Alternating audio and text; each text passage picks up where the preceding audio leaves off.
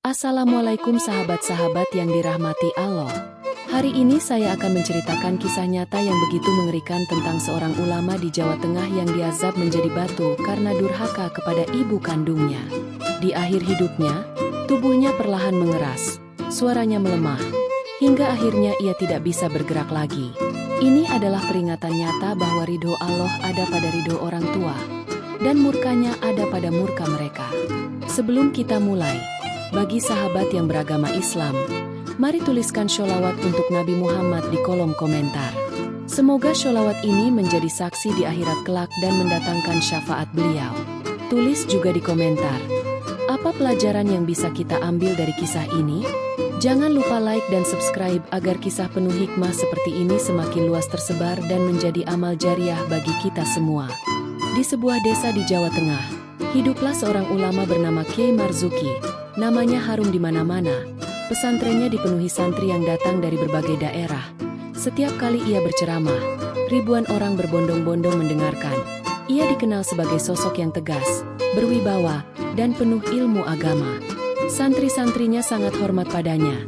Mereka selalu menundukkan kepala ketika berhadapan dengannya. Masyarakat desa pun menaruh kepercayaan besar kepadanya. Setiap ada masalah, Kyai Marzuki yang mereka datangi. Setiap ada acara keagamaan, namanya yang pertama kali disebut sebagai penceramah utama. Namun di balik kehormatan itu, ada satu rahasia yang tidak banyak orang tahu. Di balik jubah kebesarannya sebagai seorang ulama, ada seorang ibu tua yang tinggal sendiri di rumah kecil di belakang pesantren.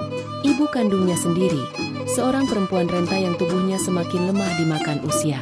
Ibu itu sering duduk di depan pintu rumahnya, matanya menatap kosong ke arah pesantren. Sesekali ia memanggil nama anaknya dengan suara lirih, tetapi tak pernah ada jawaban. Para santri yang lewat hanya menunduk dan mempercepat langkah. Mereka tahu bahwa Kyai Marzuki tidak suka jika ibunya mengganggu kesibukannya. Dulu, saat masih kecil, Kyai Marzuki adalah anak yang manja. Ibunya yang merawatnya seorang diri setelah ayahnya meninggal dunia. Ia membesarkan anaknya dengan penuh kasih sayang, mengajarkan doa-doa, membacakan kisah-kisah Nabi sebelum tidur, berjualan makanan kecil di pasar demi membiayai pendidikan anaknya. Namun semuanya berubah setelah Kyai Marzuki mulai dikenal luas sebagai ulama besar. Ia semakin sibuk dengan urusan dakwah dan pesantren. Ibunya yang dulu ia peluk setiap hari, kini hanya menjadi bayangan di sudut rumah. Ia jarang menegur, bahkan untuk sekadar menanyakan kabar pun tidak. Suatu hari, salah seorang santri bernama Ikhwan memberanikan diri bertanya, "Kyai, apakah jenengan tidak ingin menemui ibunda?" Kyai Marzuki yang saat itu sedang membaca kitab mengangkat wajahnya perlahan, tatapannya tajam. Santri itu langsung menunduk ketakutan. "Urus saja ilmumu, jangan mencampuri urusan yang bukan hakmu." Suaranya terdengar dingin. Santri itu tak berani membalas. Ia hanya mengangguk dan mundur pelan. Sejak saat itu, tak ada lagi yang berani membicarakan soal ibunda Kyai Marzuki di pesantren. Di malam-malam sepi, ibunya sering berdoa dengan suara gemetar, memohon agar anaknya kembali ingat pada dirinya. Tetapi waktu terus berlalu, dan Kyai Marzuki tetap dengan dunianya sendiri. Tak ada yang tahu bahwa doa seorang ibu yang terluka hatinya bisa mengguncang takdir seseorang. Malam itu angin berhembus kencang. Langit gelap tanpa bintang. Di dalam rumah kecilnya, seorang ibu tua duduk bersandar di dinding. Tangannya yang keriput bergetar saat mengusap wajahnya yang basah oleh air mata. "Ya Allah, jika memang anakku sudah lupa kepadaku, jangan biarkan ia lupa kepada MU." Suara doanya lirih namun penuh kepedihan. Ia tahu bahwa anaknya adalah seorang ulama besar. Ia tahu bahwa ribuan orang mendengarkan ceramahnya dengan penuh hormat. Tetapi baginya, semua itu tidak ada artinya jika sang anak tidak lagi mengingat ibunya sendiri. Dulu, Kyai Marzuki adalah anak yang patuh. Setiap pagi ia mencium tangan ibunya sebelum berangkat mengaji. Setiap malam ia memijat kaki ibunya sebelum tidur. Tetapi kini, bahkan untuk sekadar menoleh pun ia enggan. Ibu itu menatap pintu yang tertutup rapat. Pintu yang sudah bertahun-tahun tidak pernah dibuka oleh anaknya sendiri. Hatinya sakit, tetapi ia tetap berdoa, berharap bahwa suatu hari nanti, anaknya akan datang mengetuk pintu dan memanggilnya dengan suara lembut seperti dulu. Namun harapan itu semakin lama semakin pudar. Setiap kali ia melihat anaknya berjalan melewati rumahnya, wajahnya hanya menunduk, seolah-olah ia adalah orang asing, bukan seorang ibu yang telah melahirkan dan membesarkannya. Di dalam pesantren, Kiai Marzuki semakin sibuk dengan urusan duniawi. Ia menerima undangan dari berbagai tempat, menghadiri acara-acara besar, menerima penghormatan dari banyak orang. Setiap kali ada yang menyebut tentang ibunya, wajahnya berubah dingin. Ibuku hanya perempuan biasa. Aku sibuk dengan dakwah. Begitu jawabannya setiap kali ada yang bertanya mengapa ia jarang menemui ibunya. Malam itu, ibu tua itu kembali berdoa. Tetapi kali ini, suaranya terdengar lebih berat, lebih dalam. Ada sesuatu yang berubah dalam doanya. Ya Allah, jika memang anakku tidak ingin mengenalku lagi, jika aku bukan siapa-siapa baginya, maka aku serahkan semuanya kepada MU. Suara itu menggema di dalam ruangan kecil yang temaram. Seketika angin bertiup lebih kencang, jendela berderak, dan bayangan gelap bergerak di sudut rumah. Di pesantren, Kiai Marzuki yang tengah tidur tiba-tiba terbangun dengan napas tersengal. Dadanya terasa sesak, seolah ada sesuatu yang menghimpitnya. Ia memegang dadanya, mencoba bernapas dalam-dalam, tetapi perasaan gelisah itu tidak hilang. Ia mencoba kembali tidur, tetapi bayangan wajah ibunya muncul dalam pikirannya. Mata tua yang penuh harapan itu seolah menatapnya dengan sendu. Suara lirihnya memanggil namanya, sesuatu yang sudah lama ia abaikan. Di luar pesantren, langit semakin kelam, angin berhembus lebih kencang, dan doa seorang ibu terus naik ke langit. Tanpa ada yang tahu bahwa doa itu akan segera dijawab dengan cara yang tidak pernah diduga siapapun. Santri-santri yang biasa berjaga di pesantren mulai merasakan sesuatu yang aneh. Suara tangisan lirih terdengar dari rumah kecil di belakang pesantren, rumah ibunda Kiai Marzuki. Padahal semua orang tahu bahwa rumah itu kosong sejak tadi sore. "Ustadz, sampean dengar suara itu?" bisik salah seorang santri kepada temannya. Mereka berdiri di halaman pesantren, memandang ke arah rumah kecil yang tampak semakin suram dalam kegelapan. "Iya, seperti suara perempuan menangis," jawab yang lain dengan suara bergetar. Beberapa santri yang penasaran mencoba mendekat. Langkah mereka pelan, hati mereka berdebar. Namun saat mereka tiba di depan rumah itu, suara tangisan mendadak hilang. Hanya angin yang berhembus membawa dedaunan kering yang berserakan di tanah. Di dalam pesantren, Kiai Marzuki berusaha mengabaikan perasaannya. Ia mengambil kitab dan mencoba membaca, tetapi matanya terasa berat. Pikirannya tidak bisa fokus. Suara ibunya terus terngiang di telinganya. Tiba-tiba, terdengar suara ketukan di pintu kamarnya. Pelan tetapi terdengar jelas di malam yang sunyi. Tok, tok, tok. Kiai Marzuki menghela napas. Mengira itu santri yang ingin melaporkan sesuatu. "Masuk," katanya dengan suara berat. Namun pintu itu tetap tertutup. Tidak ada yang masuk. Tidak ada suara langkah kaki. Tok, tok, tok. Kali ini lebih keras. Kiai Marzuki mulai merasa tidak nyaman. Ia bangkit dan membuka pintu dengan cepat. Tidak ada siapa-siapa di luar. Hanya lorong pesantren yang gelap dan sunyi. Dadanya semakin sesak. Ia merasa keringat dingin mulai mengalir di pelipisnya. Belum sempat ia menenangkan diri, terdengar suara dari dalam kamar. "Marzuki." Suara itu lirih, nyaris seperti bisikan, tetapi terdengar jelas di telinganya. Ia menoleh dengan cepat. Tidak ada siapa-siapa di dalam kamar, tetapi aroma lembut yang sangat ia kenal memenuhi ruangan. Aroma tubuh ibunya. Kiai Marzuki mundur selangkah, tenggorokannya terasa kering. Ia ingin beristighfar tetapi bibirnya keluh, tubuhnya gemetar, dan untuk pertama kalinya dalam hidupnya, ia merasakan ketakutan yang luar biasa. Di luar, angin semakin kencang, pohon-pohon bergoyang liar, langit mendung seolah menutupi bulan sepenuhnya.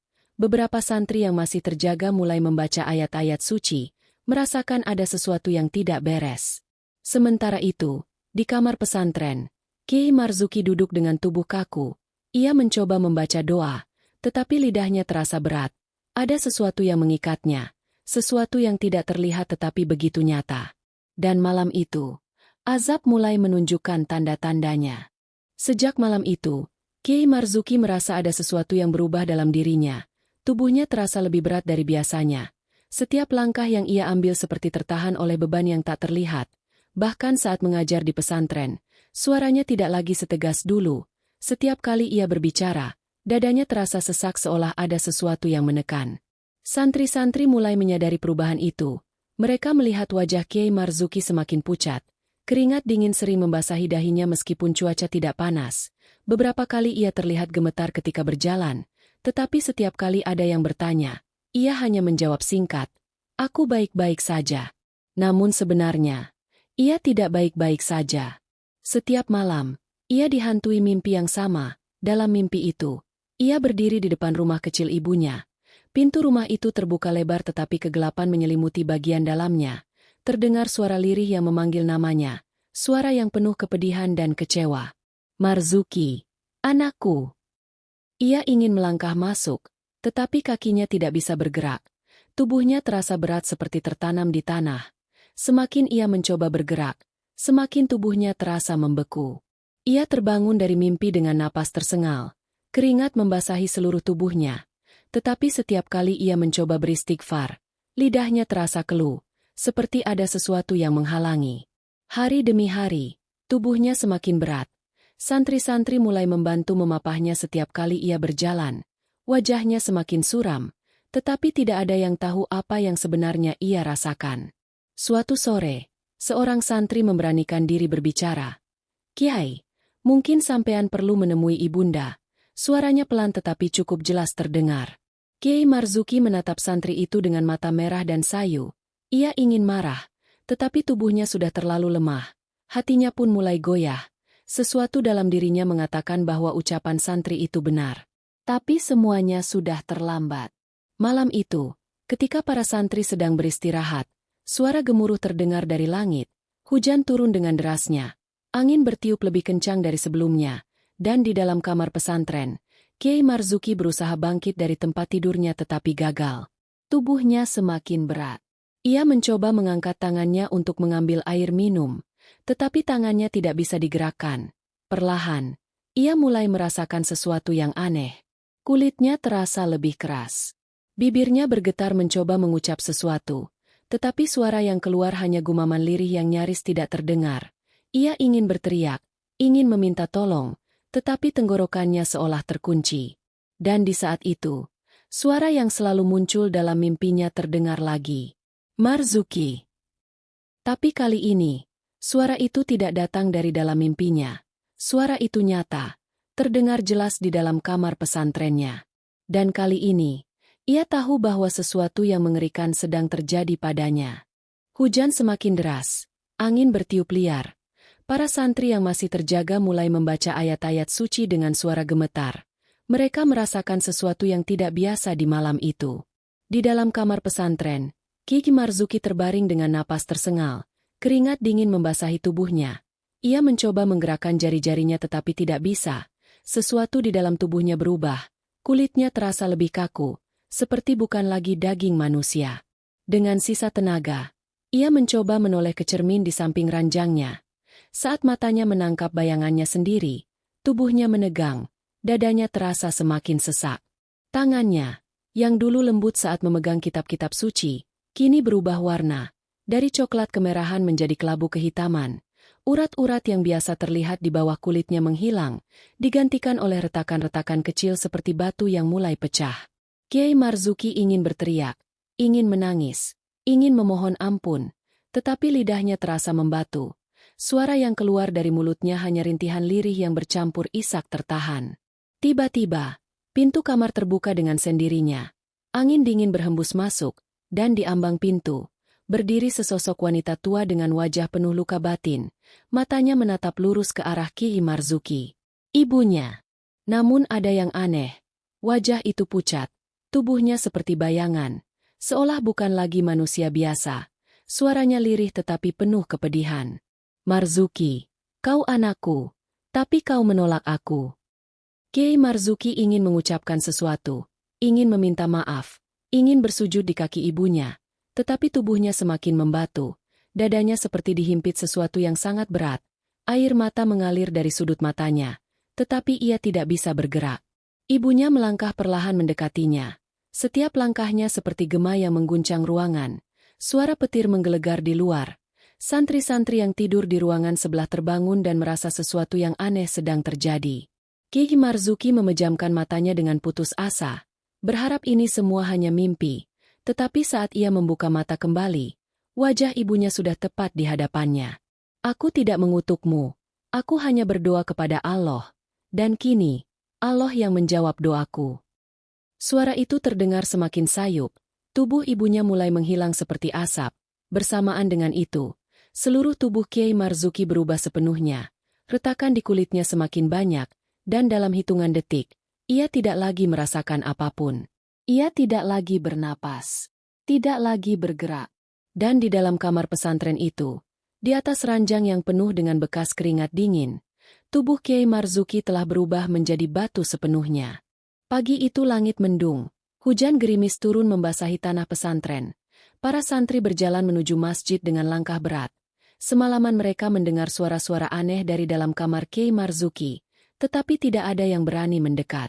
Ustadz Mahfud, salah satu pengajar senior di pesantren, berjalan tergesa-gesa menuju kamar Kiai Marzuki. Santri-santri mengikutinya dari belakang dengan raut wajah penuh tanda tanya. "Assalamualaikum, Kiai?" Suara Ustadz Mahfud terdengar ragu saat mengetuk pintu. Tidak ada jawaban. Santri-santri saling pandang. Perasaan cemas semakin menguat. Ustadz Mahfud menghela napas lalu mencoba membuka pintu. Anehnya, pintu itu tidak terkunci. Dengan sedikit dorongan, pintu terbuka perlahan. Dan di dalam kamar itu, mereka semua terdiam membeku. Di atas ranjang, terbaring sesosok tubuh yang tidak lagi manusia. Tubuh itu keras, kelabu, penuh dengan retakan-retakan halus seperti batu yang sudah lama terkikis waktu. Wajah Kiai Marzuki masih terlihat jelas. Matanya tertutup rapat, seperti seseorang yang tertidur lelap. Tetapi kulitnya tidak lagi seperti manusia. Semua telah membatu dari kepala hingga kaki. Ustadz Mahfud mundur beberapa langkah. Tangannya gemetar. Beberapa santri mulai menangis tertahan. Mereka tidak percaya dengan apa yang mereka lihat. "Astagfirullah, Kiai." Suara seorang santri pecah di antara keheningan. Angin berhembus masuk melalui jendela yang setengah terbuka, membawa aroma tanah basah yang bercampur dengan sesuatu yang aneh. Hawa di dalam kamar terasa berat, seolah ada sesuatu yang masih berdiam di sana. Ustadz Mahfud berusaha menenangkan dirinya. Dengan suara bergetar, ia berkata, "Kita harus segera memanggil warga. Ini bukan kejadian biasa." Santri-santri yang lain bergegas keluar. Beberapa di antara mereka masih menangis. Tidak ada yang menyangka bahwa Kiai Marzuki, ulama besar yang dihormati, akan berakhir dalam keadaan seperti ini. Di luar pesantren, kabar tentang Kiai Marzuki menyebar dengan cepat. Warga mulai berdatangan dengan wajah penuh tanda tanya. Mereka ingin melihat sendiri apa yang terjadi. Sementara itu, di sudut pesantren, seorang perempuan tua duduk di atas sajadahnya. Wajahnya teduh meskipun matanya masih sembab oleh tangis semalam. "Ya Allah, aku tidak pernah meminta ini. Aku hanya ingin anakku kembali kepadaku." Suaranya lirih. Tangannya masih gemetar saat mengusap wajahnya dengan perlahan. Dan pagi itu, doa seorang ibu telah terkabul sepenuhnya. Pagi itu halaman pesantren dipenuhi warga. Mereka berdesakan di depan kamar Kiai Marzuki. Bisik-bisik memenuhi udara. Sebagian besar dari mereka masih tidak percaya dengan apa yang mereka dengar. Ustadz Mahfud berdiri di tengah ruangan, memandangi tubuh Kiai Marzuki yang telah membatu di atas ranjang. Wajahnya masih sama, tetapi kulitnya keras dan dingin seperti batu kali yang telah lama terendam air. Beberapa santri dan warga mencoba mengangkat tubuh itu. Namun anehnya, tubuh batu Kiai Marzuki terasa lebih berat dari seharusnya. Mereka yang mencoba mengangkatnya merasa seolah sedang mencoba memindahkan bongkahan batu besar yang tertanam dalam tanah. "Subhanallah, tubuh ini tak bisa dipindahkan," ujar seorang santri dengan napas tersengal. Warga mulai resah. Beberapa di antara mereka mencoba membantu, tetapi hasilnya tetap sama. Tubuh Kiai Marzuki tidak bergeming sedikit pun, seperti menyatu dengan ranjang kayu tempatnya terbaring. Ustadz Mahfud menghela napas panjang. Ia sadar ini bukan kejadian biasa. Lalu dengan suara yang bergetar ia berkata, "Ini adalah tanda dari Allah. Ini adalah peringatan bagi kita semua." Seorang lelaki tua di antara kerumunan warga tiba-tiba berbicara. Suaranya pelan tetapi terdengar jelas di tengah keheningan. "Dulu aku pernah mendengar kisah seorang anak yang durhaka kepada ibunya. Tubuhnya membatu dan tidak bisa dipindahkan. Apakah ini hukuman yang sama?" Warga saling pandang. Wajah mereka menyiratkan ketakutan dan kebingungan. Beberapa orang mulai menangis.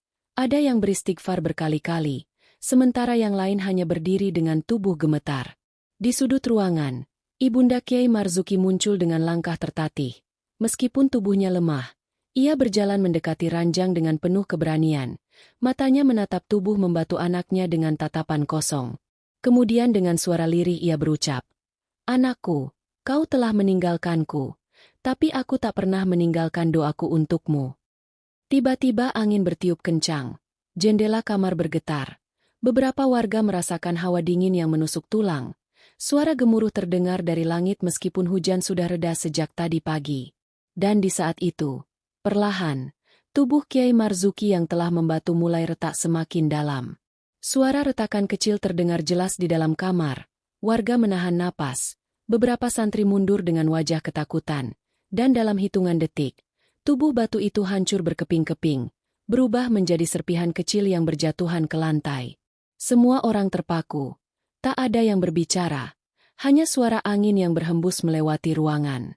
Ibunda Kiai Marzuki jatuh terduduk di lantai. Air matanya mengalir deras tetapi bibirnya tersenyum lirih. "Anakku, akhirnya kau kembali kepada tanah." Dan pagi itu, semua orang menyaksikan sendiri bahwa azab bagi anak yang durhaka benar-benar nyata. Kisah ini mengingatkan kita tentang pentingnya berbakti kepada orang tua, terutama ibu.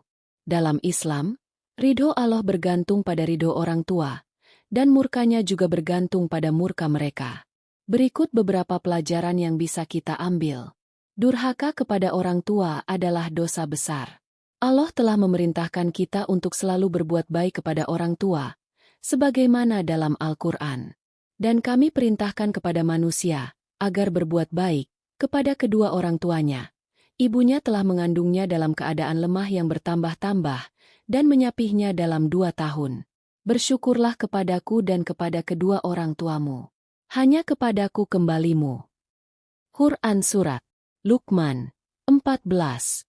Kisah ini adalah fiktif yang dibuat seperti nyata agar bisa diambil hikmahnya. Semoga kita semua bisa menjadi anak yang berbakti kepada orang tua dan mendapatkan ridho Allah. Terima kasih sudah menonton dan membaca cerita ini. Jika kalian merasa cerita ini bermanfaat, jangan lupa untuk menuliskan pendapat kalian di kolom komentar, like, dan subscribe agar lebih banyak orang yang mendapatkan pelajaran dari kisah ini.